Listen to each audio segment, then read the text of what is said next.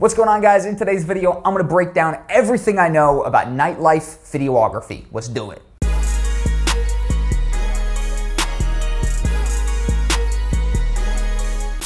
Welcome back to another video, guys. My name is Jack, or ItsJackCole. I produce weekly content based around video editing, videography, and how to make money making videos. Subscribe now if you're interested. This right here is the long version of my individual series. It was seven actually different episodes, I think, breaking down everything I know about shooting nightlife, shooting live events, from the equipment to getting your first job, to the portfolio and showreel, to finding clients, to shooting better videos, to editing tricks once you shot the videos, and finally how to do more business, some actual business tips that I've picked up over the past year and a half of creating this content, you know, linking up with promoters, nightclubs, venues, and creating after movies for them and promo videos, breaking down everything I know. All the individual lessons are linked down below. This is the long form of my live event videography crash course. If you watch some of the individual lessons, by all means, you might be familiar, but I just wanted to make a nice long form piece of content with all those lessons condensed into one simple place you can come to get all the info, breaking down everything I know, literally everything I've picked up. I've tried to push into this about an hour worth of content. If you watch this whole thing, you'll be ready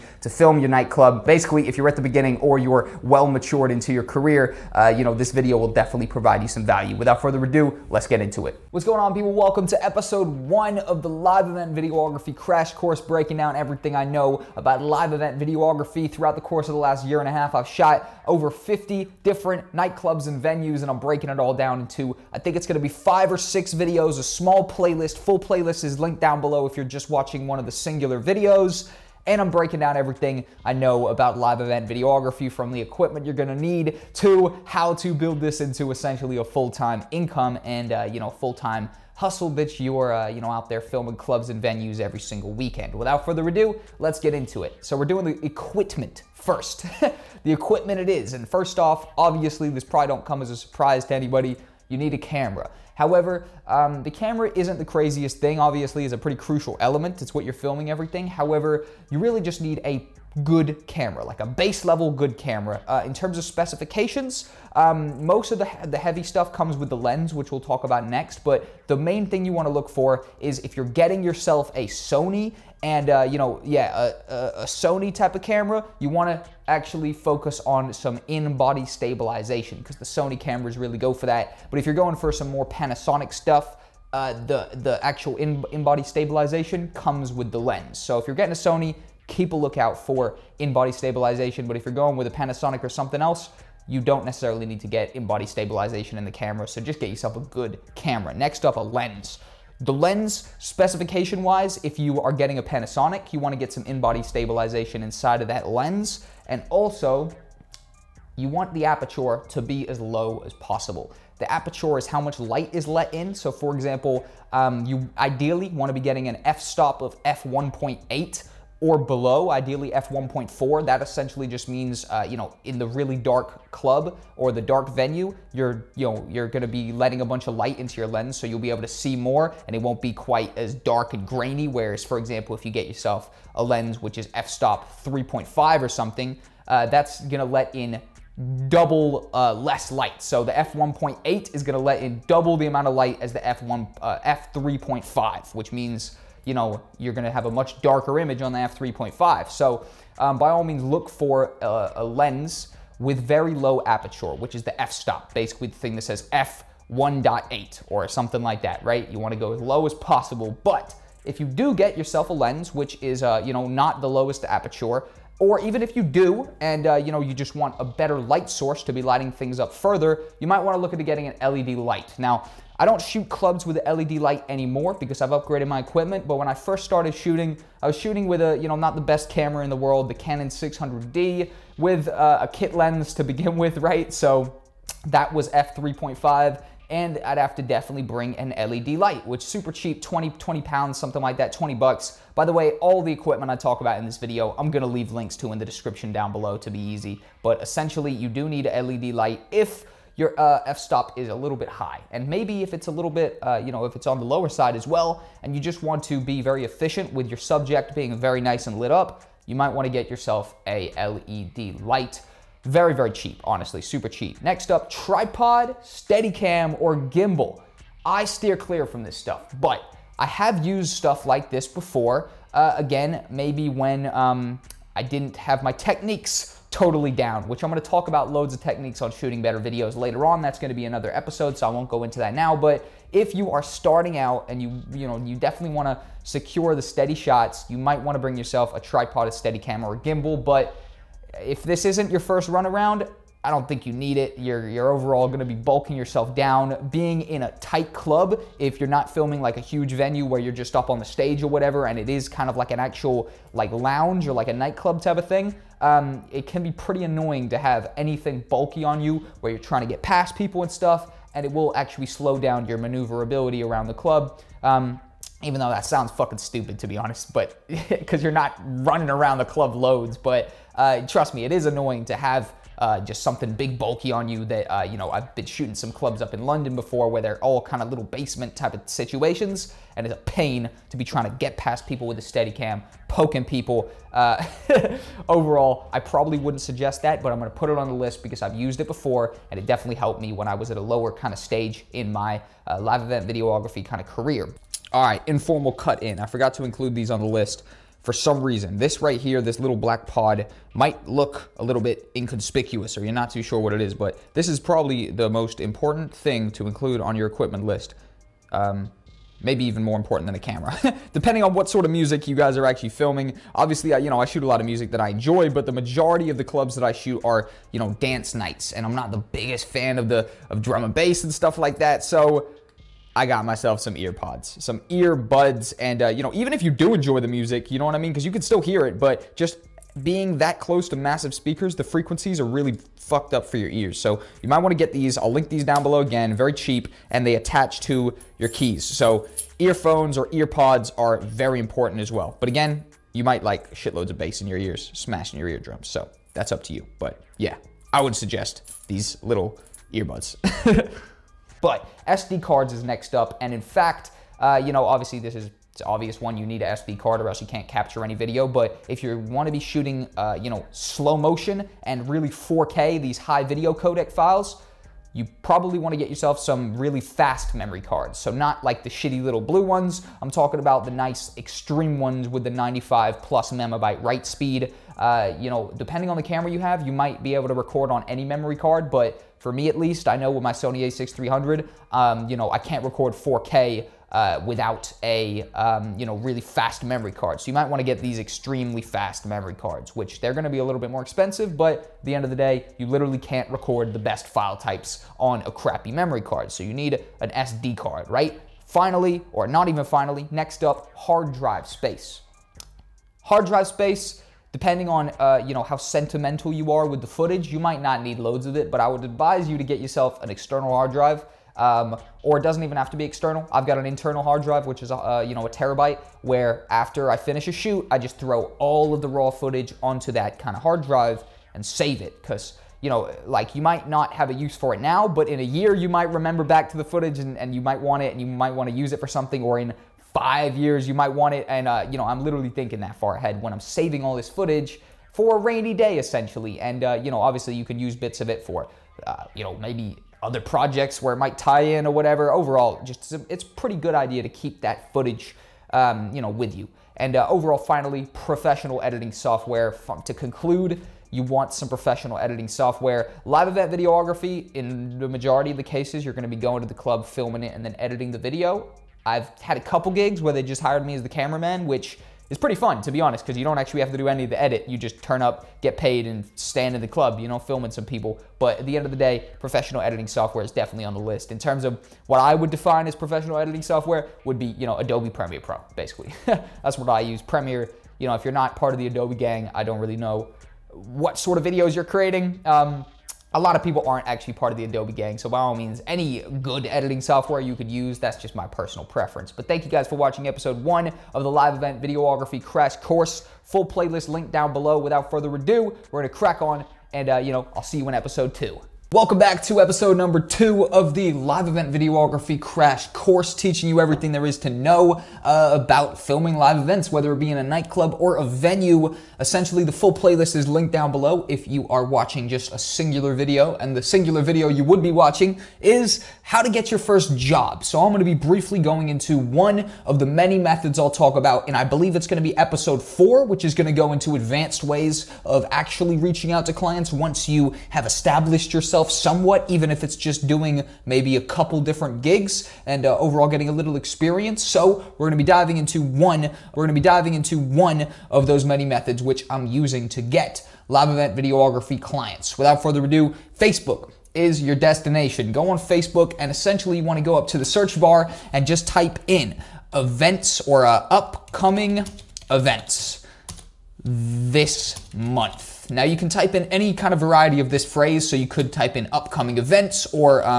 events this month, or events near me, events this month near me. Essentially, you just want to type in a phrase like that, and when you search for it, you're going to get this section called related events. And this is all the different Facebook events that are going on. And all you got to do is see more. And right away, you're going to be greeted by a bunch of different events. Now, there's going to be some random stuff, obviously. So, I've typed in local events this month. So I just need to type in events this month. Related events was click see all. And we've got a whole bunch of different stuff. So this one's Gucci Gang Trap Night up in Bristol. Tickets 70% sold out. A haunted house because Halloween's coming up. An open mic. All this stuff is different events that are being, hosted all around the country. And, personally, I live in the UK. I live in England. But, this method should work for you wherever you are in the world. And essentially, all you got to do is search this. Then what you got to do is go up here, for example, to one of the events that you like the look of and want to film. Click it, and you just got to find the promoter. So it looks like the lanes and the motto are the promoter, but it looks like the motto says event planner under their page, which means they are the promoter, and the lanes looks like this is the venue. Yeah, live music venue. So you don't want to message the venue. The venue doesn't really care. They're already being paid by the promoter, and they don't really care about documenting the night. The promoter, which is the event planner, wants to get a videographer in so they can capture this night. This guy's got, this event apparently is over. It says 256 went, but in theory, if this was an upcoming event, oh yeah, it happened last night. But if this was an upcoming event, all you do is go to the promoter, click message, and that's pretty funny. Looks like I've messaged him in the past, so we'll click off of that. This method definitely does work very well. And essentially, you just want to go over here, find a promoter. So we'll go here, message them, and essentially you just want to say something along the lines of, hey, how's it going? I'd love to offer you an introductory priced video for your upcoming event. And then essentially what you want to do is, to get your first job, is you unfortunately want to offer them, god damn it, I gotta go back. And essentially there's a couple approaches you can do once you've gotten to this point, okay? So you can approach them and actually, all right, so now there's gonna be 2 different lanes that you could go down here for getting your first job. If you've got some really relevant past work, whether it be a music video, a promo video, anything kind of related to, what a final product of an event video would be, a nightclub video, then you can use that as leverage to be paid for this. So, you know what I mean? You could pop up to the actual promoter and say, hey, I'd love to offer you, or I'll type it. Hey, I'd love to offer you an introductory. This is just a kind of cool way to word it. Introductory priced video for your upcoming event. Boom. And then essentially you'd send them whatever, past work that you currently have and wait for them to hit you back. However, if you have no past work, this is not something I advise people all the time, but I would probably say you might need to do a free gig. So you might need to do a couple gigs for free that essentially, you're going to be gathering some past work that you can use as, the material to create a showreel or a portfolio, or even just send the individual project to the promoter, which is something I did in the early stages when I didn't really have enough content to create a portfolio. But using this method here, whether you have past work or not, you can get yourself a client. But like I said, if you've got the past work, it'll give you leverage to be able to ask for money, opposed to if you don't really have any accurate portrayal of what the final video is going to look like, aka some past work. It's going to be kind of hard for, you know, to work out a deal where they want to actually pay you because they don't know what they're getting. But either way, you want to actually, you know, get your first client through this particular method right here. Is hands down one of the easiest methods to actually find yourself clients. And, you know, I would 100% recommend you to use this Facebook method of simply just going to the top and typing events this month and, you know, clicking it, see all, or, you know, to avoid getting an event that's finished. For example, like this one just finished last night. You know, you could actually just type in upcoming events this month and then, oh, upcoming events this month. And by the looks of it, it has not let us in. Okay, so that didn't work. Just type in events this month, then I guess. It's definitely worked for me in the past, but overall, there you guys have it. Essentially, that's the method. You want to go ahead and message one of these promoters. And, you know, if you've got past work, you should be in a position to, you know, have enough leverage to get paid. And by past work, obviously, if this is your first club video, you won't have club video past work, but you might have a music video or, you know, something like that, something related kind of in the same world that could be your leverage to get the paid job. But overall, either way, this is a really easy, awesome method for getting your first job when you're actually going out there and doing live event videography. Personally, I did not get my first job through here. You know, I literally knew a guy in real life who was a promoter who we were working together on some shit, and you know, he actually was bringing me to the club to film his events as he was a promoter, and that kind of gave me my in, which gave me my first couple videos to use as leverage to then reach out to people through Facebook through this very easy method. Without further ado, that is the end of the video. We're going to jump into the next part, which I'm pretty sure is going to be building a showreel and a portfolio. And then after that, we're going to jump into all the advanced ways of getting yourself loads of different clients, where we'll be expanding on from this right here, but also showcasing a whole bunch of other more advanced methods to actually find yourself, you know, more video production work, whether it be filming in a nightclub or a live event venue, rather.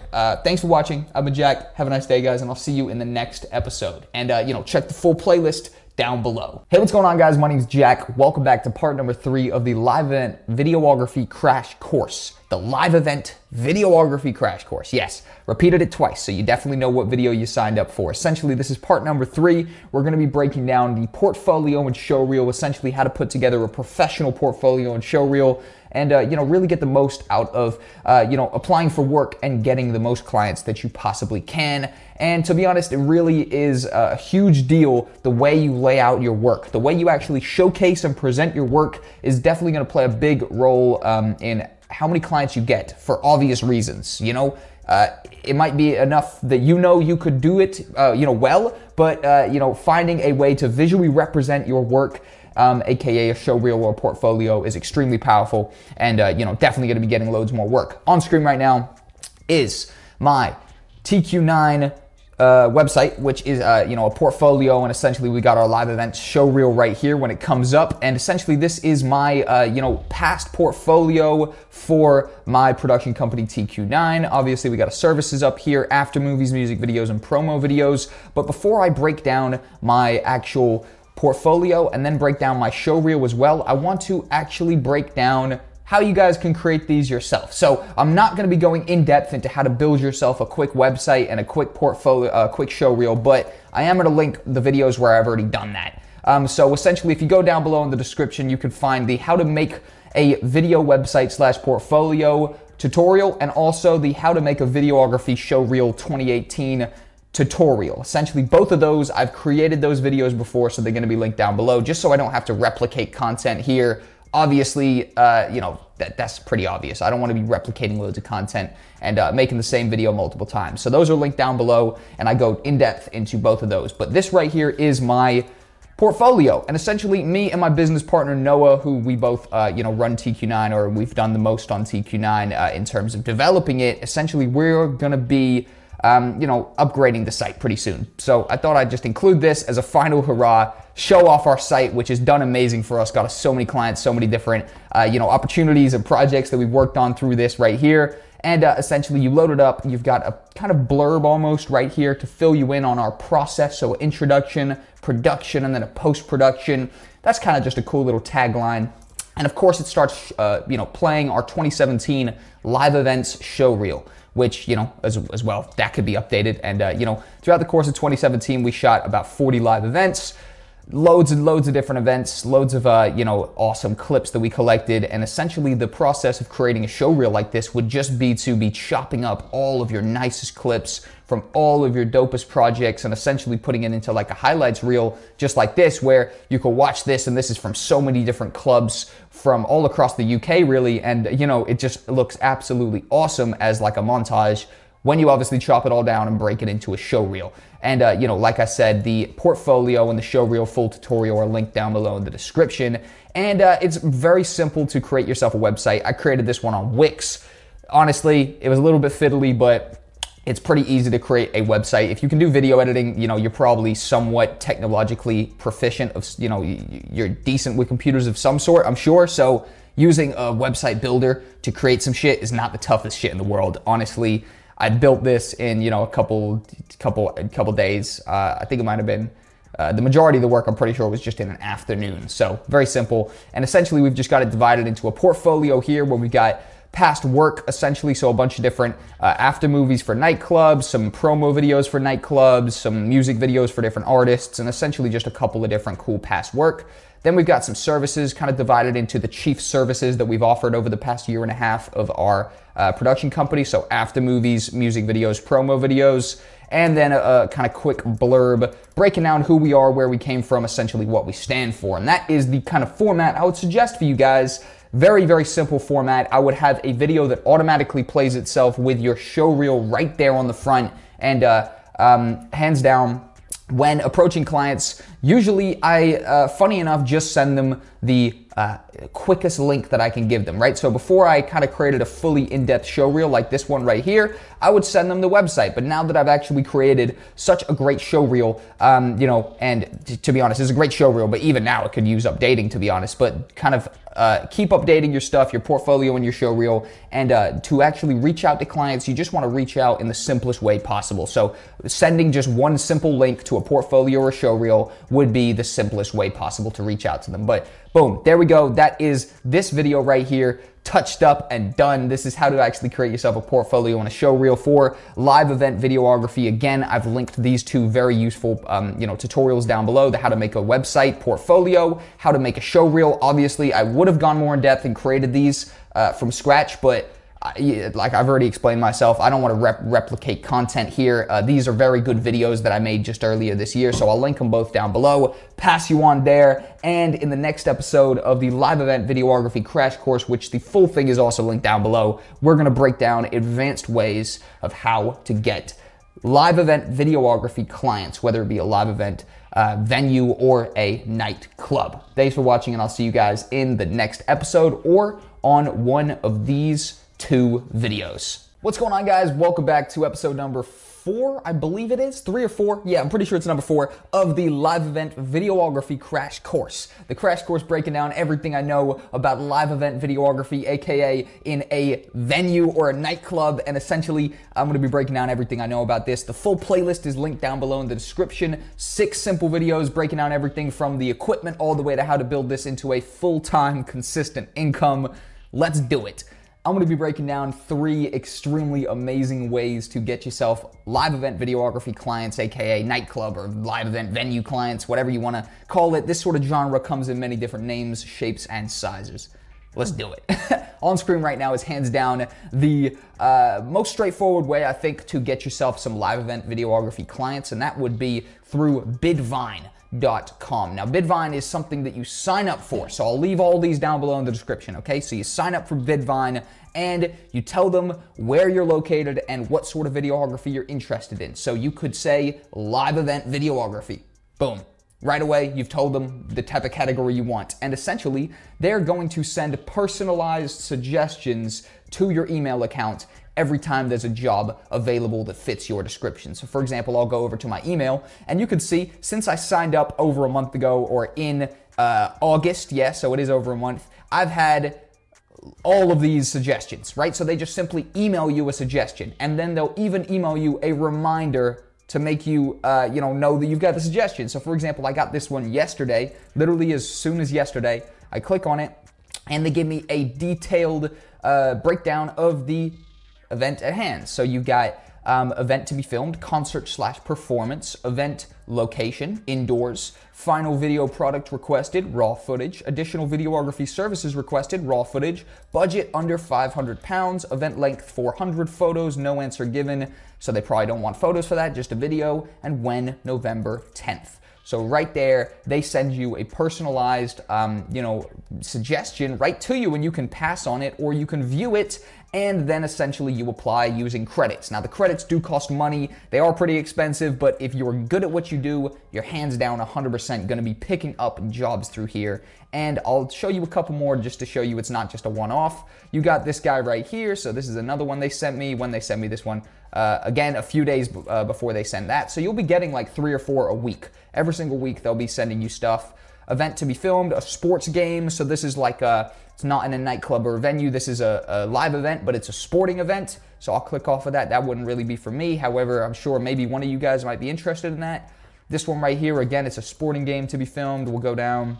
This one, again, we got a sporting game. So it is live events of all sorts. But again, as you can see, we got a concert/performance again. So this would be more in the lane of the stuff I've done before. My showreel and portfolio would match getting a job like this. And it's super simple. But all you got to do to get these kind of personalized suggestions would be to go to bidvine.com and go ahead and just sign up and set your location. Simple as that. Next up, Mandy.com. Mandy.com works in a similar way where it is a collection or a job board of different jobs posted based around different key categories. So I could go to job auditions, and select film and TV crew. So I'm gonna select that, right? So I just want jobs based around film and TV crew. Then I can go to job type and scroll down until I find the live events section, and then go ahead and press search jobs. And then just like that, we have a job list of different jobs being posted throughout the past month or so, where it's a production assistant, that's a live event, live streaming audio production operator, live event, freelance ingest operator, live event, videographer, live event, event crew, live event. Looks like they need someone to help out. So you're not only going to find videography jobs on here, but you'll also find just general production jobs. So like here it says an event crew, so somebody to come help out or whatever. Obviously, I'm focusing on the videographer jobs, right? So live event, videographer jobs, and then you just click it and apply. Boom, simple. But you do have to pay them some money to sign up. Which kind of sucks, but at the end of the day, it's a high paid area. So if you're making money, there's no reason why you shouldn't kind of disperse a little bit of that into another kind of stream that could get you more work, make you more money in the long run. But finally, Facebook. Facebook honestly is the only free one on this list, and depending on how many friends you have on your Facebook that are actively going to events, this might work very well for you. So essentially you go up to the search result, and all you got to do is type in upcoming events near me. Boom. Go ahead and search it, and you're going to get events. So you're going to get an actual related events type of section, and you can simply click it to see all, and it's going to pop up with a whole bunch of different events. Now, I might even, it put local. So I don't want local. I just want, screw it, events near me. Events near me. I'm going to click press. Then I'm going to not go on to see all on the related or events, see all local events. So for some reason it's popping up with local events. Hold tight. Events, I'm just going to put upcoming events this month, see if that works. There we go. Okay, so type a couple phrases like that, or still not. Why does it say local? Oh my God. Hold tight. Sorry about this, people. Let me go back. Let's have a look. Events this month. Events this month. There we go. See all. Okay, cool. So you do have to type a phrase that's not going to make it a local event. You want it to be all across your country, all across your state, all across your area. Essentially now, it's going to pop up with a big list of different events that are going down. So you got Childish Gambino, right? He's performing in London at the O2. We could click on this one, but this is going to be a very sought after event, so it would probably be pretty hard to get a filming pass for this, let alone get paid to actually come and film this, because obviously it's being hosted by Live Nation. So I wouldn't apply for something as big as that. What I would go is I would go down and just try and find something that's more kind of, by a independent promoter and not like a big company. So I might even go to this, which this right here looks like it's going to be a Halloween party. And essentially I'm going to look for who's hosting it, right? So right down here it says hosted by Voltage, which looks like it's a musician / a band who's performing. And it looks like they've got so many different people playing there that I'm not too sure who the promoter is. But ideally you want to find the promoter. So I'm just going to go to a simpler one like this, BrizTech, and go ahead and have a look who's actually promoting this event. Have a look through it, and it looks like BrizTech is, of course, a person on here. So I can actually click on BrizTech, which are the people hosting it, go ahead and send them a message, click on their name, and funny enough, I've already sent them a message. I use this method a lot, so hands down, that right there is actually backing up my point just to show you the type of message I would send them. So it looks like I sent this to them in May, so I would be sending them my exact live event showreel, and I've popped up saying something along the lines of, BrizTech, what's up? I specialize in live event videography and saw you've got an upcoming event. By all means, if you're looking for video coverage, I'd love to come through. And it does not look like they hit me back in that particular case, but I was just at the club on the weekend filming an event. I can assure you through Facebook, this definitely does work. They didn't hit me back on that one, but loads of other people obviously hit me back. And, the majority of the events that I've actually filmed have come through this method right here. But to ensure all of these events actually popping up here, I'm pretty sure you do have to have an active kind of Facebook friends list of people who are out there going to different clubs and stuff like that. But I'm not too sure how much that plays a part. But by all means, tell me in the comment section below. And this right here has been the how to get yourself clients and overall how to find live event videography clients in 2018. This has been part number 4 of the live event videography crash course masterclass. Essentially, if you're enjoying it so far, leave me a like, a comment, maybe even subscribe if you're not already, and I'll see you guys in the next episode. Yo, what's going on, guys? Welcome back to episode number 5, I think this is, of the live event videography crash course, breaking down everything I know about live event videography, from the equipment all the way to how to make this into a full-time job. Essentially, we're going to be breaking down everything that I've learned in the past year and a half of shooting live events, to basically condense this into a short little series on my channel. The full playlist is down below in the description. Without further ado, let's jump into a few different things that have, to say the least, been very helpful to me in my live event videography journey and career over the past year and a half. Number 1, don't bring a gimbal or a Steadicam unless the venue is big and you have to, all right? So I've shot a bunch of really smaller nightclubs up there in London, and these smaller kind of luxury nightclubs, there's so many people cramped into this little basement that when I was trying to operate moving around with a gimbal on me, and even a Steadicam as well, it was a nightmare, absolute nightmare. I was clutching it by my sides, everything like that. Pretty much not a single time that I've ever tried to use a gimbal or a Steadicam inside a crowded nightclub has it ever improved the video. It's only made my maneuverability throughout the club more tedious and annoying and hard. So first off, I would suggest you not to actually bring a gimbal or Steadicam. But again, depending on the size of the club you're shooting, or depending on the layout of it, for example, if you are coming with an artist to just shoot that artist's set or something and you're on stage the entire time, you don't really have to go into the crowd or anything like that, maybe it could be an all right, setup. Overall, I'm pretty sure it could be an all right setup. But for me, personally, it's never really worked out very well. Honestly, it's never worked out really well.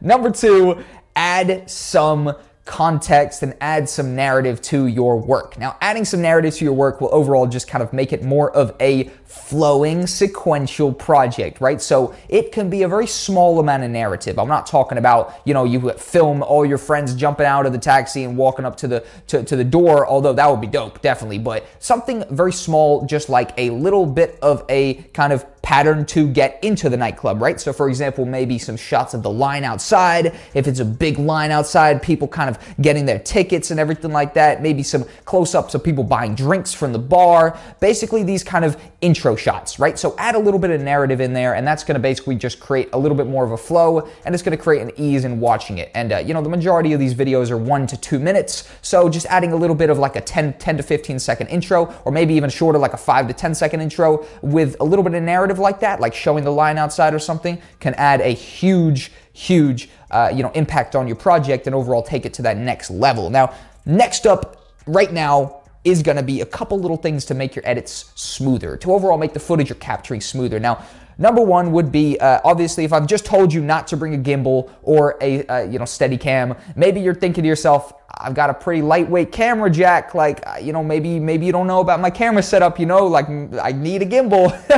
Trust me, I've got a lightweight setup as well. And I do a couple things to get around this, right? So depending on the layout of the venue, I'll do a few things to add a bit of weight to my camera, right? Because most of the time I like to do freehand. It's just the funnest for me. I like to just be running around the club, freehand, everything simple, not super heavy rig that I'm working with, and overall freehand's my favorite. So I do a couple things to improve this experience. Number one, I might pull the camera strap against my neck, right? So I might put the camera strap on the camera, which normally I don't even shoot with the camera strap for obvious reasons. It gets in the way. And I might actually get the camera strap on my neck and essentially just pull it, you know? So essentially this is creating just a little bit more, you know, kind of force or stability between me and the camera, and essentially, you know, pulling it against my neck can create this, you know, steadiness that essentially, if I'm shooting at arm's length the entire time with the strap pulling against my neck, the camera is definitely getting much smoother than it would be just shaking in your hand when you're running about, right? So that's a very cool little way to do it, and it's a very simple way as well. You know, you could also add some weight to the camera, and add weight in whichever way you want to do. Now, there's two ways that have been successful for me to add weight to it. They're both very different though, because one of them is kind of just like putting a gimbal and a Steadicam on there, which I kind of feel like a hypocrite saying that now, even though it's not a gimbal or a Steadicam, but it kind of is like that. But step number one for adding weight to your lightweight camera to kind of get a smoother shot would be to put a plate on there, right? So for example, if you've got a Steadicam or a gimbal, I might just put the actual attachment plate on there just to add a little bit of weight to the camera. Not the biggest effect is done when you do this, but definitely it does add a little bit of weight.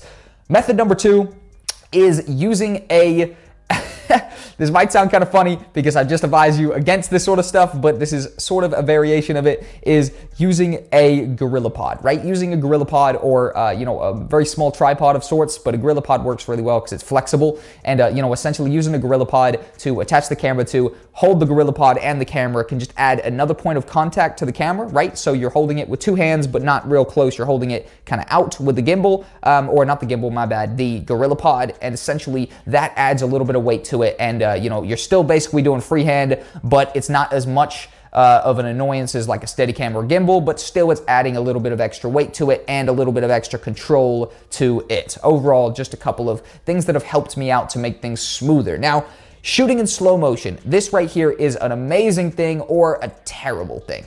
And it really depends on the aperture of your camera. If you're shooting with, you know, an f-stop of 3.5 or above, I probably would not suggest you to do any slow motion. If you're using an aperture of about f1.8 or below, do it. Hell yeah, slow motion's a great idea. But the thing is about doing slow motion is the higher the frame rate you go, the less light that is, you know, actually being let in. So if you're doing, you know, regular speed, you're letting in a regular amount of light. If you're doing 2 times slow motion, you're letting in twice less light, right? You're doing 4 times slow motion, 4 times less light. Essentially, it's not a good setup if you're in a dark club and you are, you know, using a lens with the aperture that's not that low, right? So if you are, I probably wouldn't suggest you to do this, but if you do have an aperture lens, f1.8 or below, do it and screw it. Even if you have an aperture of, you know, anything higher than that, do it, but only do it if there's a sufficient amount of light. For example, I was shooting a venue on the weekend and I was shooting almost everything in slow motion because there's a lot of, you know, light there and everything like that. And just shooting in slow motion gives you more maneuverability and control when you're actually editing in the post-production process because, you know, if you're working with footage that's 120 frames a second, speeding it up makes it look even doper. Whereas opposed to if you're working with footage that's 30 frames a second, speeding it up does not make it look doper. And at regular speed, it looks okay as well. But if you're shooting more frames, you've got more available info on your clip there. So when you're doing more to it, it is going to respond nicer in terms of speed manipulation than if you are working with a 30 frames clip, for example, when you're trying to slow it down or increase it and essentially create frames that aren't actually there. It's going to be looking hella choppy and hella weird. So shoot in slow motion if you got a good enough lens. My total conclusion on that. Next up, shooting in flat log picture profile.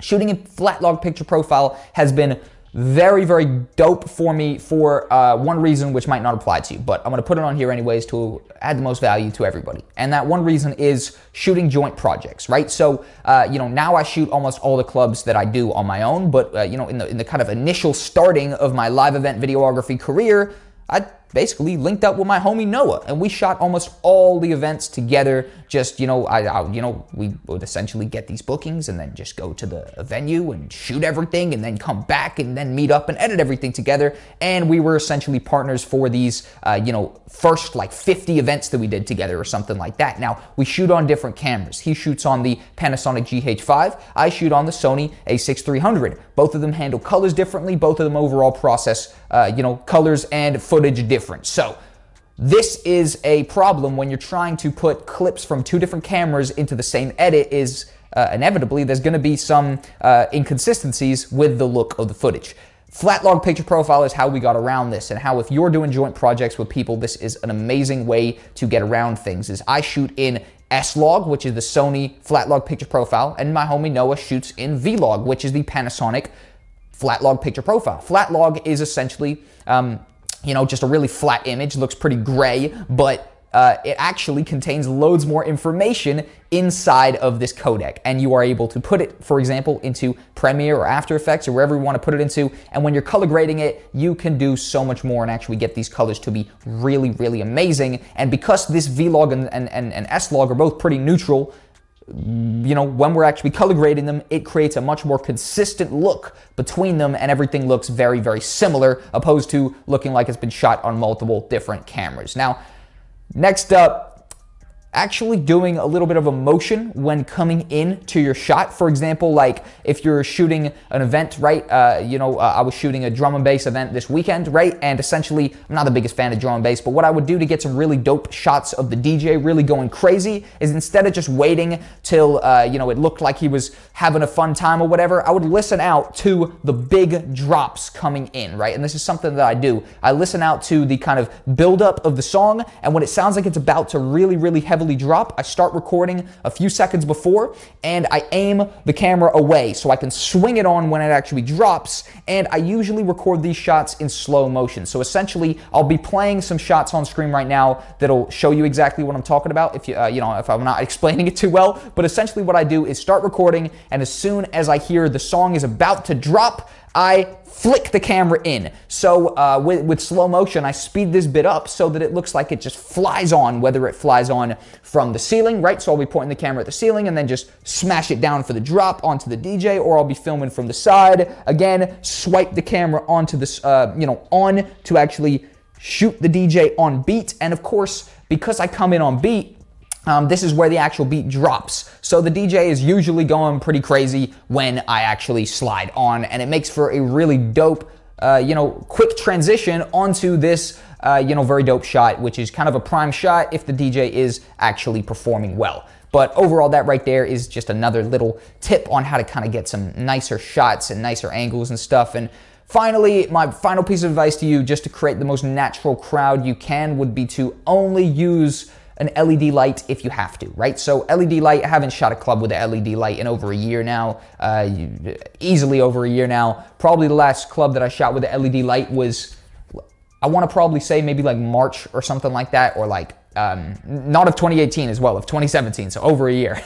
I really only shot maybe 10 of the first events, if even, maybe 5 to 10 events with a LED light, until inevitably I figured out that the crowd really doesn't like having a super bright light in their face, and overall it did kind of sacrifice the reaction of the crowd for, a better lit up shot. But if the subject, which is lit up, yeah, because you got the big light on it, but if that subject is not performing well in front of the camera and giving you a dope shot, then it's essentially a waste of, equipment, and you may as well just be shooting it without the bright light, and overall creating a more authentic, genuine reaction from whoever you're actually filming, whether it be a DJ or the crowd. And either way, you don't want to be pissing off the DJ, you don't want to be pissing off the crowd when you're shooting. Overall, you want everybody to be nice, natural, and having a fun time. And shooting with an LED light, in my experience, is a way to just annoy people, whether it be a DJ or the crowd. So thank you guys for watching this, how to actually shoot better videos if you're out there shooting live events, whether it be a venue or a nightclub. Overall, I really hope I provided some value. Tell me in the comment section if I did. I really like to hear which bit was the most helpful to people, you know what I mean? So I can go about talking about that more in the future, you know what I mean? But essentially, I am going to link on screen right now to a live event video, which is, breaking down loads more tips and tricks to shoot live events. That will start playing right after this, but this is part of the live event videography masterclass, so the full playlist is linked down below in the description as well. Thanks for watching, guys. Have a nice day, and goodbye. All right, what's going on, guys? My name is Jack. Welcome to episode number 6 of the live event videography crash course, teaching you everything I know about live event videography, from the equipment all the way to how to make this into a consistent income, a full-time job. Without further ado, we're cracking on. This episode right here is going to be tackling some of the editing tricks that you can use once you've actually filmed the whole club, you've got all the footage, and essentially these are some of the time savers that will be, well, saving you some time and overall just improving the workflow and your overall speed and maneuverability when editing these videos. Without further ado, let's get into it. Now, down here on Adobe Premiere Pro, what I have in front of me is a few different clips to essentially break down these time-saving methods with. So the first one is going to be in and out points. In and out points are just crucial to be saving yourself time. Obviously, if you're syncing everything to the beat, you want all the clips, to be coming in on the right kind of point. And it's a bit annoying to kind of individually, import these clips into the timeline and then have to scroll across and find the point that you like and chop it and bring it back and make it start there. That could be a pretty annoying process. So before I start the actual edit of throwing all the clips into my composition, I just go up here to my preview window, my source preview, by double-clicking the clip, and then I just go ahead and press play in the preview window and essentially delete the clip if it's not good, or add a in point by pressing I, so that when I actually do import it, it will just start at the point that I wanted it. But this first clip is looking pretty trash, so I'm gonna go ahead and delete it, and then I'm gonna go ahead and open up the next clip and just go ahead and press play. So that one's looking pretty dope. As you can see, this is my process. It looks like I'm focusing in on this blood right here, and then it comes down. This right here is of a Halloween party that I actually filmed last year, not even this year, even though it was just Halloween like a few days ago. But I'm gonna actually start it right there, just so we've got that movement. And you can press O to put an out point as well. But usually I just put the out point at the end, but if there is a weird movement that messes it up, I might put the out point as well. But that's my process first of all. So I've just got a few tester clips to just show you how it works here, but usually I'd go through and I'd do this to literally, hundreds and hundreds of clips to essentially just go through and actually try find the nice movement or the nice little bit. And you gotta think that in a club promo video and an after movie for an event, all the clips are only going to be on screen for about 2 seconds, a couple seconds a piece each, right? So you really just want to highlight the kind of nice, light that happens or whatever. In fact, nothing was really happening in that one, so I could delete that. But see, just like a little movement, I'm just looking for a little something like that. You see how I kind of start on the Grey Goose bottles and then I come back out and it just comes up a little bit, right? So that's just a little movement. Now, when we actually import that, that's just gonna be a nice little kind of fluid motion or whatever. And essentially, this is my process real quick. So I got these 10 clips right here. I'm just gonna click them, press play, and just play them through and just try and find like a dope highlight in them. So her spinning around right there. I could maybe press the end point there, and you could see that dancer doing some kind of spins on stage. All these clips are only going to be there for a couple seconds, so you can definitely keep that in mind. And to make it even quicker than playing, you could just actually go ahead and scroll across.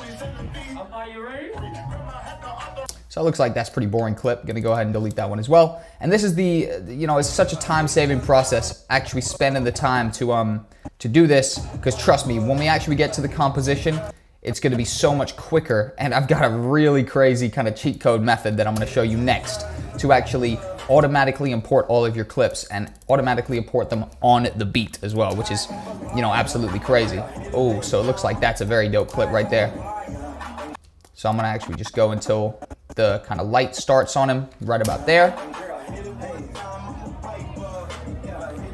Okay, looks like that's the dope bit. So you see what I'm doing? I'm really just trying to find the dopest bit in each clip. Looks like he's licking his finger type shit. This was a pretty crazy party, I swear. This is up in London. And there we go. So kicking off more dope footage, more dope footage. I'm just gonna go until he's really, really illuminated here. And I'm just adding these in points and these out points, right? Trust me, this is gonna help you out. We're nearly there. We're nearly there now. And you know, okay, this looks like it's just kind of a pan. All right, that's pretty dope. I'm just gonna go on this chick right here. Actually, go ahead and put my in point. Dope, that's a fire clip right there. I'm gonna go ahead and give another play.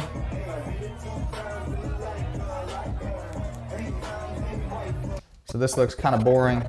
They're not really that well lit up. We could kind of go for this little bit where there's a, all right, I'm just gonna leave that, screw it. Why not? And then we got one final clip right here, which is a flick in. So I'm gonna actually go ahead and you see this is actually slow-mo. This is a very dope clip here. I'm gonna actually just press the in point right about there, and then it kind of comes on. So just like that, we've added the in and out points. Very crucial, and it's gonna help you guys out. Trust me. Now, what do we wanna do next? What do we wanna do next? Let me just go ahead and delete that. We actually wanna go ahead and bring in our song, right? So bring in a song, and essentially the next kind of cheat sheet I'm going to show you is pretty crazy, to be honest. Essentially, once you've gone through the tedious process of in and outing all your clips, which it's not tedious to do 10, but it is to do 180, which I just did the other day. But essentially, add all those in and out points and delete all the clips that you don't need, and then essentially you want to import your song that you're going to be editing to the sequence, and we're going to add marker points. And these marker points are going to enable us to sync to the beat. So what you want to do is make sure you're not selecting the clip, make sure you're just selecting the open area, and you just want to press play. And when you press play, you want to wait until you hear a beat and press M every time you hear a beat, right? So the drum. So we can actually chop on those beats. So I'm just gonna go ahead and give it a play right now. Don't worry if they're not perfect, you can go ahead and adjust them afterwards, but I'm just gonna try put in a good 10 beats, or a good, 10 beats. Let's give it a play.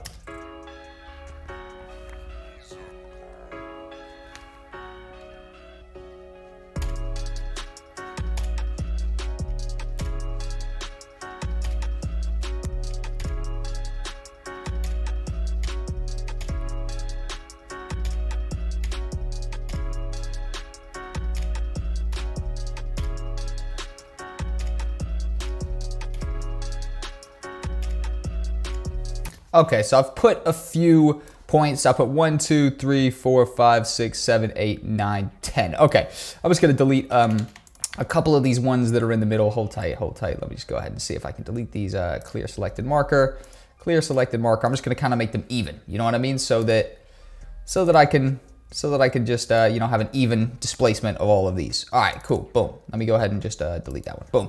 All right, cool. So I got 1, 2, 3, 4, 5, 6, 7, 8, 9, 10, 11, 12, 13, 14. Okay, so more markers than I have clips, but it's all good. And essentially, this is gonna blow your mind. Let's just go ahead and bring this one down a level, okay? So we're gonna bring it down to here. And let's just go ahead and select our clips, right? So let's go ahead and actually select this top one and come down and select this one here, or I guess we'll select all of them. And then let's actually just go ahead and go up to clip and then go to automate to sequence and then go to, this will be at sequentially, right? But obviously I use it a lot, so it's not. So you want to switch it from sequentially to at unnumbered markers, then press OK. And just like that, it puts all the clips in there on the beat. I know, it's nuts. Honestly, this right here has saved me probably years worth of time, to be honest. And then you can obviously remove the actual audio from these. That's obviously why I brought the audio layer down one, because it would have cut into it. And then we can actually give this a play.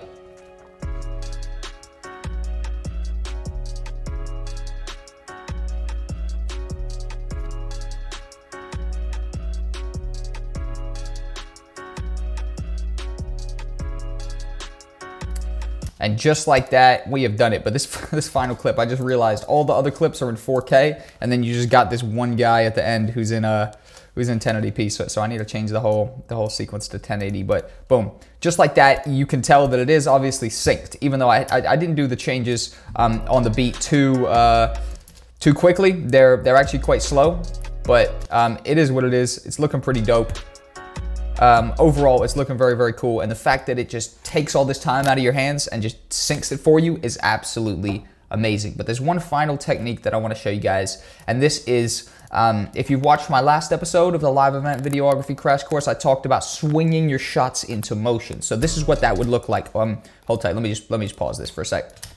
So you see this clip here, I swing my shot in, right? So I listened out for the beat, and the beat was about to drop on the clip, right? So I put my camera to the side, I wait, I listen out to that beat, and as soon as it drops, I just swing my camera in. And the reason I do this is because in the post-production process, so here I am right now in the post-production process, I'm gonna go ahead and see where I start this clip, aiming at the ground or aiming at a dark place, the floor, the wall, whatever, and I'm gonna just fast forward until I'm on screen. So right here, I'm on screen and the DJ is going crazy, obviously, because the beat has just dropped. And I'm just gonna go ahead and actually take this bit, right click it, go to speed duration, and increase it by 600. There's no specific kind of time frame to increase it by, but just increase it so that it looks dope. But essentially, now when I give this a play, it is going to essentially fly onto the screen, right? In a very, very cool way, just from a simple effect like that. And I'll give it a play and show you. And there you go, but in fact, I'm gonna unmute it, right? So you can actually hear it on the drop. Boom. And just like that, you know, we could even sync it a little bit further. Go ahead and pop that there, screw it. Let's go ahead and give this a play. Hell yeah, that's fire. That's got me hyped just watching it. And essentially just like that, we have, you know, broken down a few of the techniques that are gonna be overall definitely improving your live event videos. If you enjoyed the video, guys, my name is Jack. Thank you for watching. Have a nice day. And, you know, I'll see you in the final episode, actually, of the live event videography crash course. Full playlist is linked down below, or the full playlist will start right after this video, or it won't start, you're already part of it, but it will continue on after this video at the end. But thanks for watching, have a nice day, guys, and goodbye. What's up? This right here, guys, is episode number 6 of the live event videography crash course, teaching everything I know about live event videography, from the equipment all the way to this video here, which is gonna give you my best tips and tricks on how to actually do more business and overall build a consistent income, not just a random, you know, one-off time that you went and shot one club in, you know, fucking 2015 and you've been telling everybody since.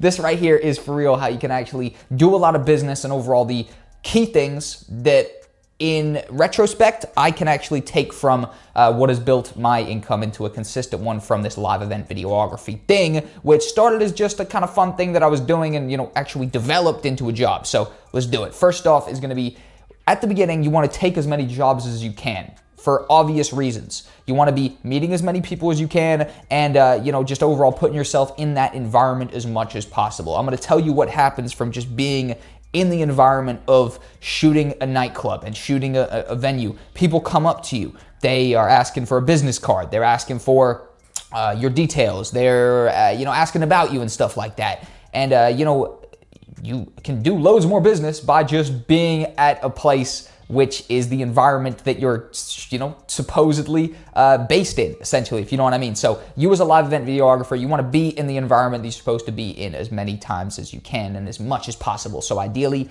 every single weekend and even throughout the week if you've got an active city that you live in where you could be at nightclubs. So just taking as many gigs as you can, trust me, is gonna create this effect where you're gonna be getting business and overall putting yourself in a situation and kind of getting people asking for your business card, whatever, that you could have never foreseen without just going out there and being in the you know, venue or the nightclub and overall just being on site. So much value in just being there. And the way you get in this environment is taking as many jobs as you possibly can in the beginning. You know, I started this when I was younger, so it was a little bit easier for me to take free jobs or, you know, 30-pound jobs or 50-pound jobs, because obviously I was a little bit younger. I didn't necessarily need to get loads of money right away. So ideally, if you can go at it with this kind of mindset where you're looking at it to just kind of build connections at first, if you go at it like that, you will start, having a fun time at it, and overall it will develop into something well paid, but you really have to go into it building those connections first. And it's a pretty small community. So if you meet one promoter who's really dope and he wants to bring you back for stuff, he's probably going to know other promoters which he can, recommend you to and stuff like that. And it's pretty small community of promoters, especially the more local kind of events. But boom.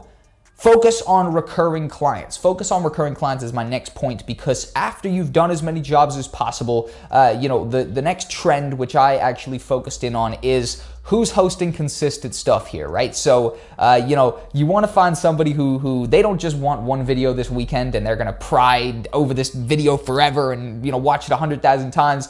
You want somebody who wants consistent promotion, because at the end of the day, a video like this is promotion just to showcase their event. It's essentially a product video. The product that a promoter is selling is tickets to his event or her event. So you, as the videographer, can come in and showcase this event and package it up really nicely in this video. And, that's a very valuable asset for people to pay for. And if you're a promoter who's hosting, let's say, an event every 6 weeks or an event every 2 weeks or something like that, and you see value in having a video every time, and you've built that connection well, then boom, you're going to be getting invited every single time back to shoot it. And, you can get a client and then have that client for years, and they'll keep bringing you back, essentially. And that is the power in focusing on recurring clients. For example, I just shot a nightclub this weekend up in Bristol, went up there, got the train up there, and that was a recurring client. I shot that same event 2 months ago, something like that.